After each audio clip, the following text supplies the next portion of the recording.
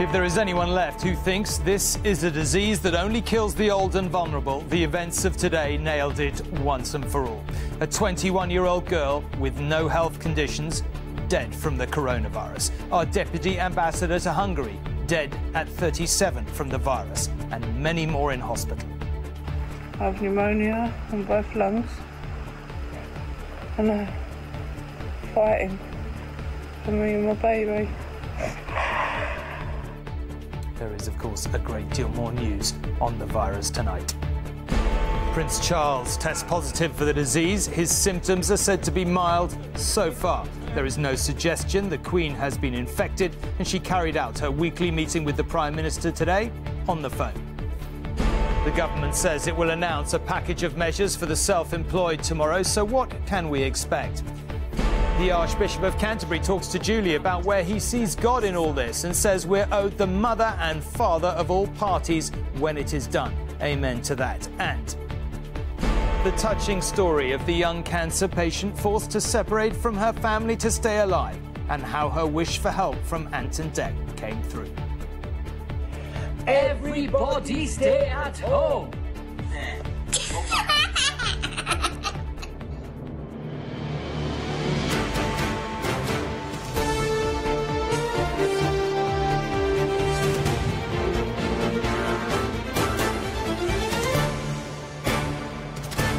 This is ITV News at 10 with Tom Bradby. Good evening. It is, of course, absolutely right that everything possible is done to protect the elderly and the most vulnerable from the coronavirus. But there was a reminder today that it can strike and kill the young too. Chloe Middleton was, until she contracted it, an otherwise healthy 21-year-old. Her mother said to people out there who think it's just a virus, please think again. It has taken my daughter's life. This evening, latest figures for the number of UK deaths rose by 43 to 465, a smaller increase than in recent days, but one that probably shouldn't be seized upon as evidence the pressure is easing, as we'll discuss with our science editor, Tom Clark, in a moment. As for stopping its spread, the scientists talked today of progress towards a test that can tell who's had it and who hasn't. And one better piece of news, testament surely to the one positive in all this, which has been our ability to pull together. In less than 24 hours, 500,000 people have signed up as volunteers for the NHS.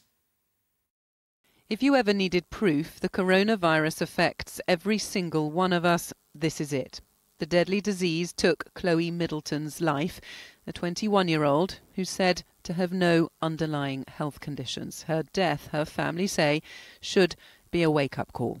Her mother wrote, to all the people out there who think it's just a virus, please think again. Speaking from a personal experience, this so-called virus has taken the life of my 21-year-old daughter. Stephen Dick, a British diplomat serving in Hungary, has also died of the disease. He was just 37. And today, stories told from hospital beds of how cruel the illness is swept the internet. Don't think this won't touch you. Carol Mannering is 6 months pregnant. I have pneumonia on both lungs, and I'm fighting for me and my baby. It's not worth going out. I don't think you think you wouldn't. You can get another time.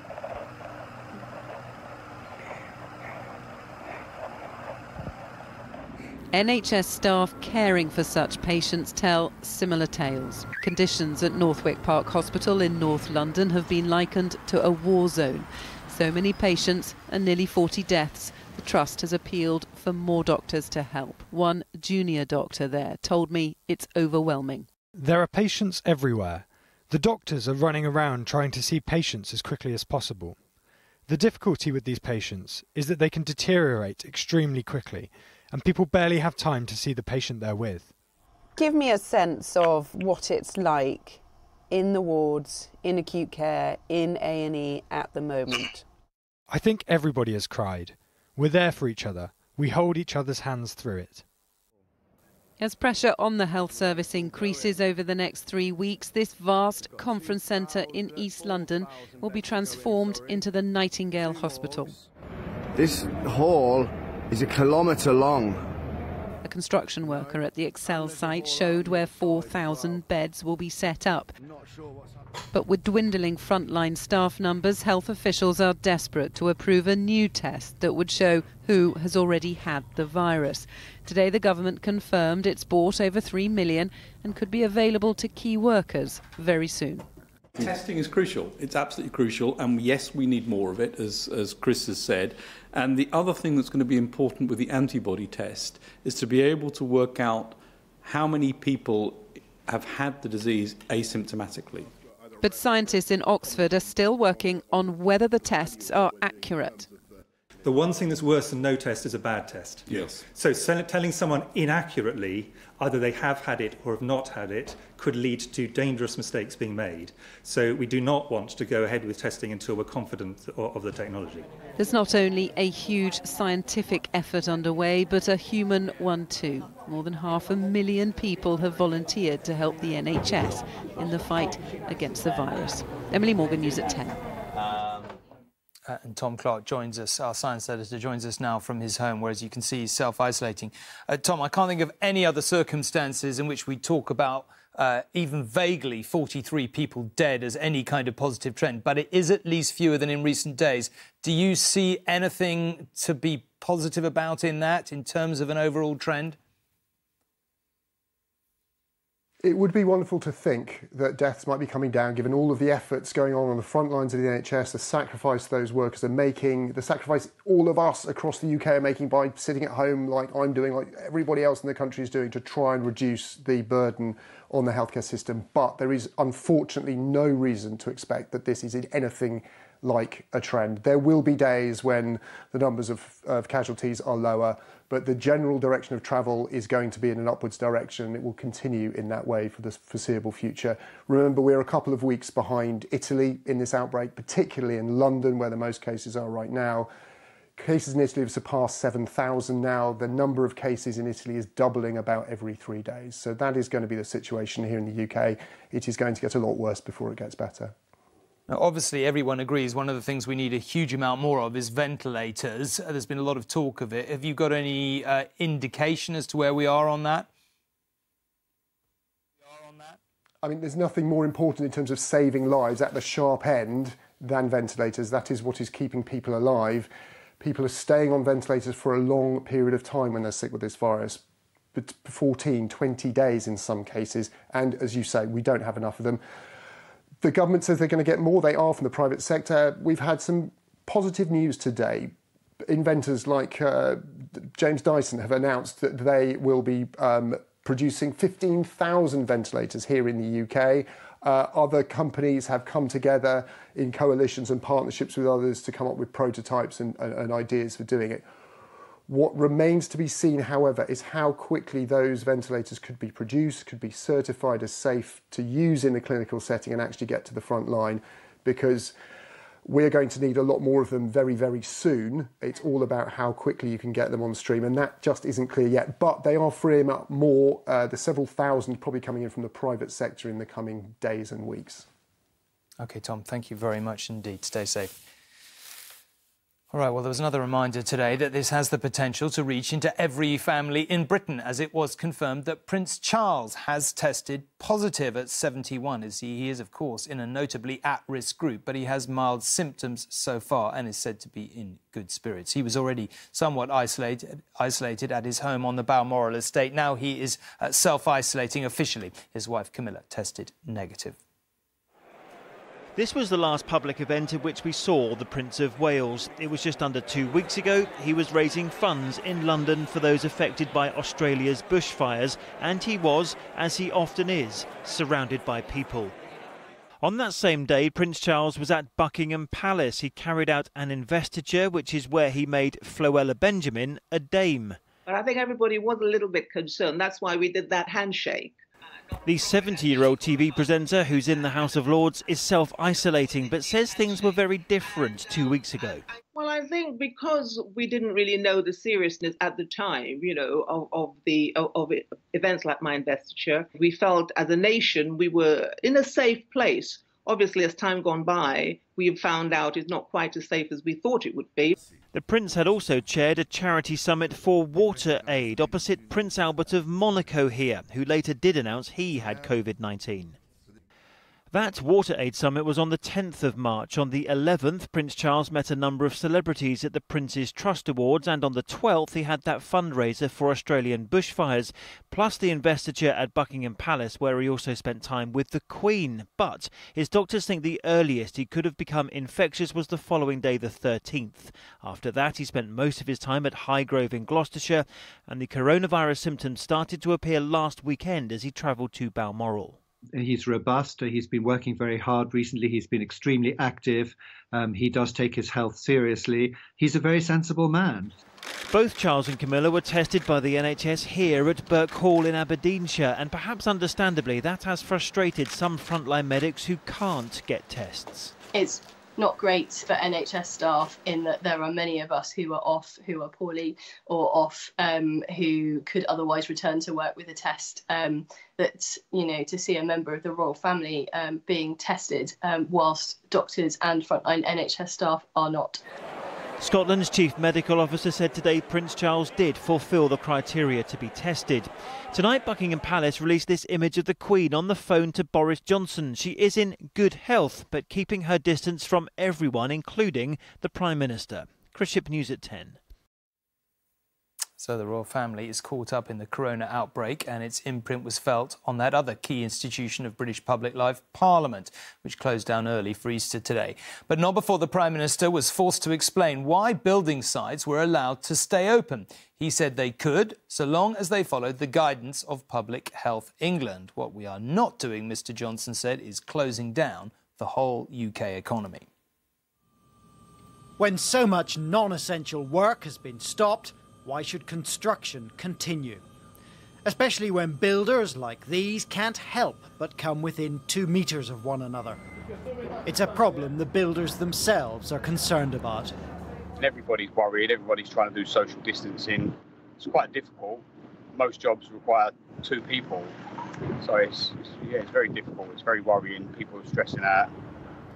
The government has been developing its coronavirus policy at high speed, so there are gaps. But Mr Johnson knows about this one and was pressed on it again by Jeremy Corbyn at his last Prime Minister's questions. So can the Prime Minister be absolutely clear and give unequivocal guidance now that construction work on non-emergency work should stop now? If a construction company is continuing, then clearly they should do so in accordance with the guidance of Public Health England, and they have a duty of care to their employees. What we are not doing, and this is fully in accordance with the scientific and medical advice, what we are not doing is closing down the whole UK economy.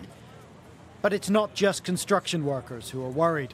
Employees at 2 food processing plants in Northern Ireland walked out over coronavirus safety issues, and there have been concerns at a Next distribution centre. The company says it's enforcing strict social distancing measures. One workplace which is shutting down today is this one, Parliament closing down a week early for the Easter break. By the time MPs return, there will certainly be a new leader of the opposition, but who knows what else will have changed. Before MPs left, the emergency coronavirus bill was rushed through, giving ministers, police and health professionals much greater powers during this crisis. Carl Dinnan, News at 10, Westminster. It is exactly 2 weeks since the budget, 8 days since the Chancellor, Rishi Sunak, made his blockbuster promises to keep the economy functioning. And yet still the UK's 5 million self-employed are waiting to hear how on earth they will be helped. That announcement will now come tomorrow. The Prime Minister said today it would offer what he called parity of support. So in essence, something similar to what people who work for companies will get. I got it. Yeah. Oh, I got that as well. Oh, man. The Wesley family in Tain, 4 generations under one roof and everyone housebound. Kerry is working from home and still being paid by her employer, but the other earners in the family are self-employed. Darren and Craig's decorating work has dried up and Nikki's ironing business is no longer in demand. I personally am worried crazy about the whole situation. I really feel that we need to get as much help from the government as the employed people have. As it stands, the government is compensating the employed for lost earnings, but not the self-employed. It has made the benefit system more generous, but that won't prevent hardship here. We have a little bit of savings, but not a lot, so once that's run out, what do? What help are we going to get? Just over 5 million people in the UK are self-employed. Most are male and most work full-time. 1 in 5 works in construction, the sector which uses the most casual workers. 1 in 3 of the self-employed earns less than £10,000 a year, so many are low earners. And 1 in 4 is also an employee. The government says this makes providing targeted financial support complicated.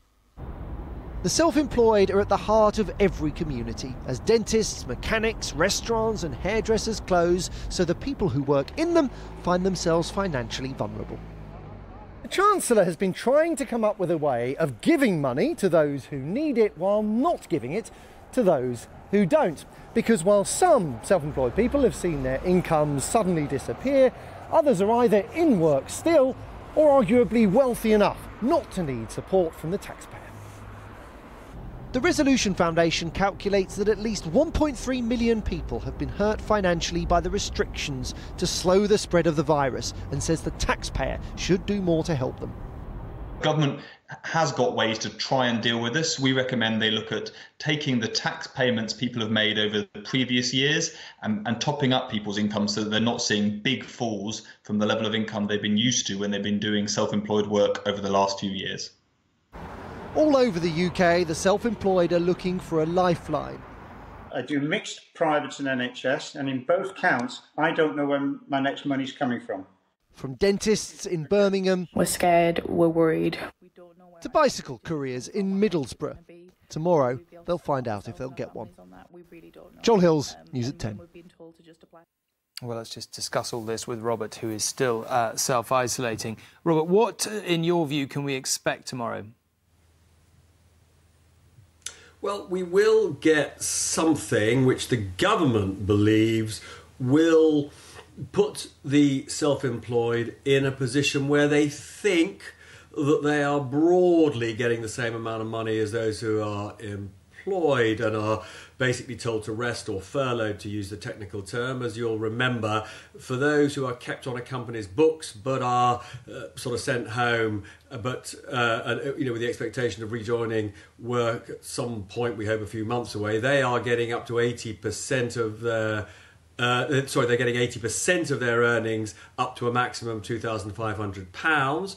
And what the government is putting in place is a scheme that would give the self-employed something comparable, but it would include, for example, a contribution from Universal Credit, also from the implicit benefit of not paying interest on the money that they're not now having to pay in VAT and tax for a year or so. So it's a package.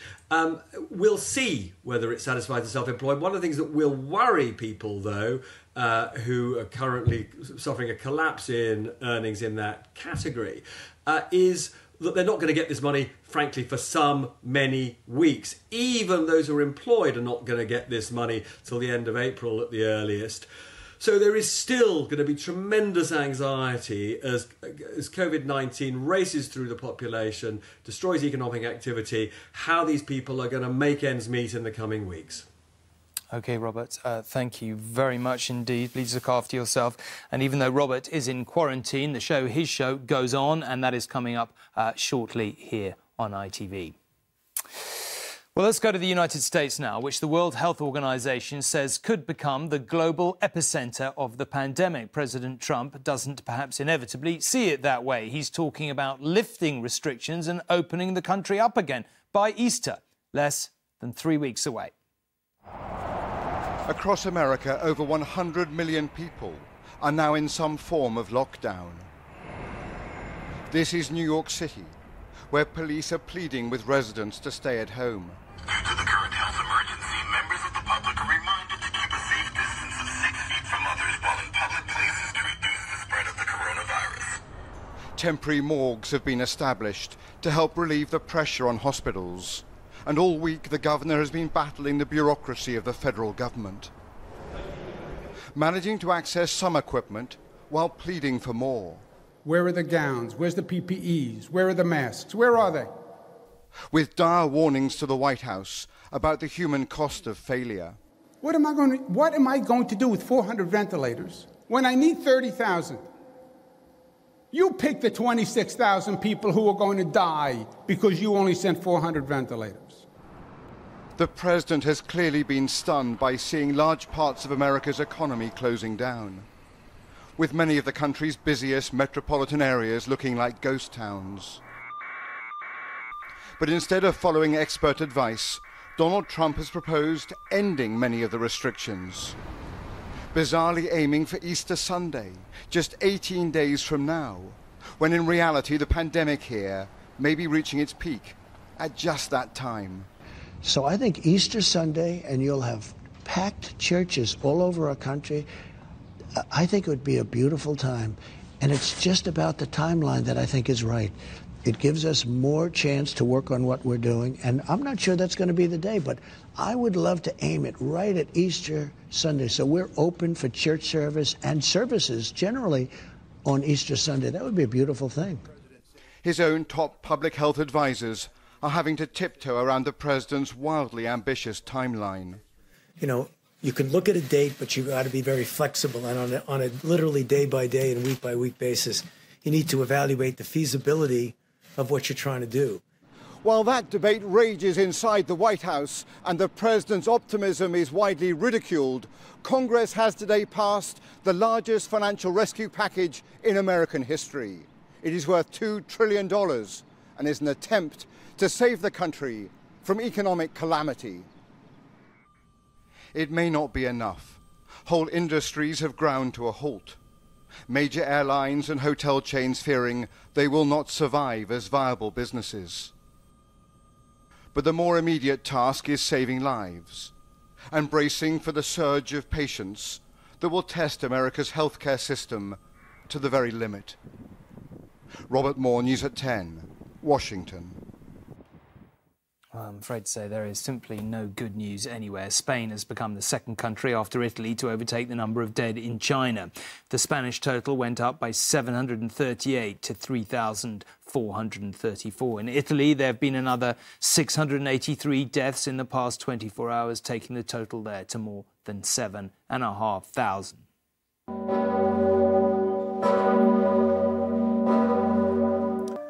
Across France this evening at 7:30, churches rang their bells. The peals, which lasted for 10 minutes, were in memory of those who've already died and in support of those who are caring for the sick. In difficult times, people of faith, and perhaps some of those who don't count themselves as believers, turn to religion for guidance and hope. The Archbishop of Canterbury, Justin Welby, thinks 10 times more people have been following online services as normally come to church. He spoke to Julie today about where he sees God in all this, how he thinks Boris Johnson has handled things, and about looking forward to a party when it's all over. Yes, please, and make it soon. She began by asking him about the weight of the decision to close all those churches. That was a very difficult day indeed, but we have to recognise that the church is reinventing itself with this time. We're probably getting 10 times as many people online as we had physically coming to the churches. And I think that says something about the national mood and national morale and people wanting some comfort and hope in these difficult times. You're joining Pope Francis in a global moment of prayer this morning. Where is God in all of this? This is a natural disaster. Why is it happening? God comes into the middle of it. He's alongside us, he's with us, he's suffering with us, he's weeping with us. I know that from my own experience over long years particularly at times such as the loss of a child or other moments of trauma and terror. Has Boris Johnson given good leadership in this crisis, do you think? What do you make of it? I think he has risen to the challenge. Nobody's perfect, but he is doing a really, really good job. And he's caring about the future of this country. Everyone will make mistakes in these circumstances. We need to be a forgiving country, understanding that there often are no simple right answers. In fact, there never are simple right answers in this case. What do you say to those who are not complying with the rules on social distancing, Archbishop? Get your act together.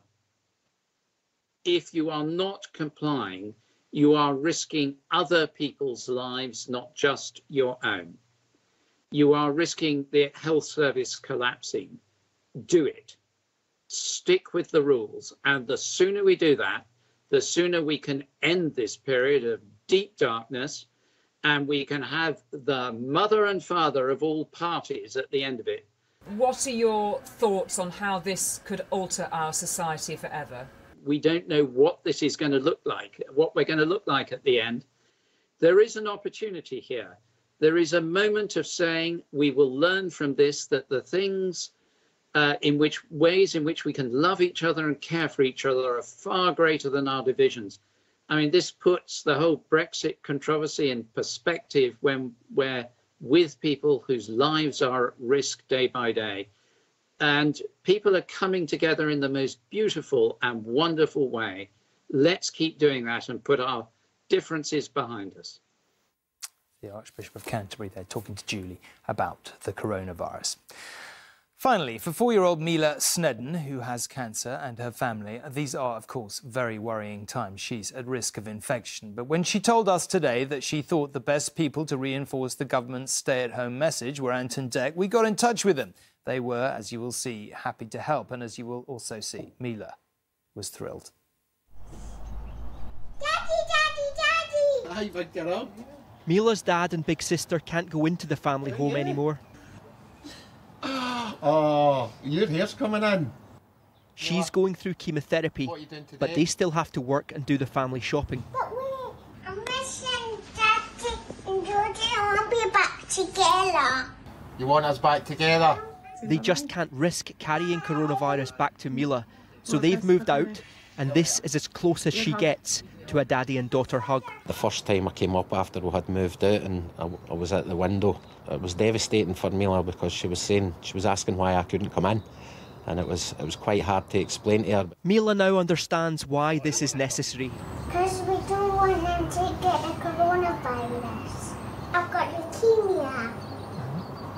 And you can't get any germs, can you? No, because then I will really unwell. Mila has a rare form of leukemia. In treatment, she's lost hair and her immune system. Now coronavirus adds to the pressure on this little girl and her family. I kind of feel I've lost a husband and my daughter as well. So, you know, it's trying to balance the emotions can be difficult. In isolation, Mila's watching a lot of TV, specifically a lot of Ant and Dec.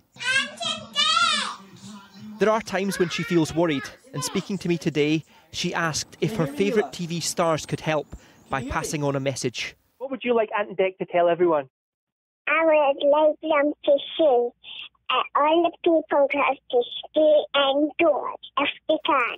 Mila asked, so we called Ant and Dec, and they delivered. Hi everybody, Ant and Dec here. Not together because we're at home, like everybody should be. Absolutely. And as we heard, Mila wants us to tell everybody to stay at home so we can protect her and thousands of people like her. So we will. OK then, Dec, here goes. Everybody stay at home. There. Hope that helps, Mila. Everybody stay at home. Her laughter is a medicine for us all. Thank you, Ant and Dec, for the message. I love you, Ant and Dec. We're going to have to go. Few will have to sacrifice like this family, But Mila just needs others to do their part. And if anyone still needs motivation, then do it for her. Peter Smith, News at 10, Falkirk. Well, Peter's right, there's some medicine for us all. I'll see you tomorrow, same time, same place. Good night. Thanks for watching.